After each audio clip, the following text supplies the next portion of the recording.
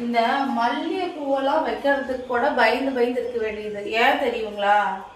இந்த பிள்ளைங்க இருக்கிற வீட்லாம் பேன் பிடிச்சிக்குது. முக்கியமாக ஸ்கூலுக்கு போகிற பிள்ளைங்களுக்கு பேன் பிடிச்சிக்குது. நம்ம கூட தான் வந்து படுக்கிறாங்களா, நம்ம தலையில் ஏறிதா. முக்கியமாக சொல்கிறாங்க இந்த பேனுக்கெல்லாம் மல்லிகைப்பூனா ரொம்ப பிடிக்கணும்.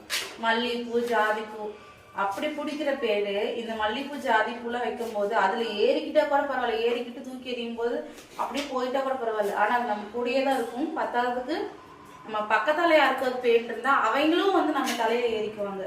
அது ஏன் அப்படி? பேனுக்கு பிடிக்குது, ஓகே, பிடிச்சிருந்துன்னா உடனே அது மேலே ஏறிக்கிட்டு போயிடணும்.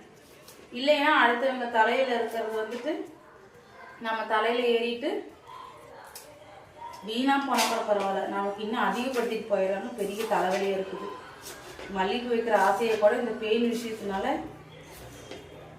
பண்ணாமல் இருக்கிறேன். இன்றைக்கி தான் ஆசையாக வந்துட்டு மல்லிகை வச்சேன். என் ரிலேஷன் ஒருத்தவங்க கொண்டு வந்து கொடுத்தாங்க.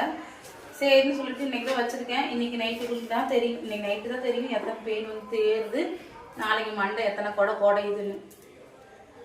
நீங்கள்லாம் பெயினால பூ வைக்கிறது நிறுத்திட்டீங்களா, இல்லை நீங்கள் வச்சுதான் இருக்கீங்களா? அது வரது ஒரு பக்கம் வரட்டும், நம்ம வைக்கிறத வச்சுக்கலான்னு வச்சுட்டு இருக்கீங்களா?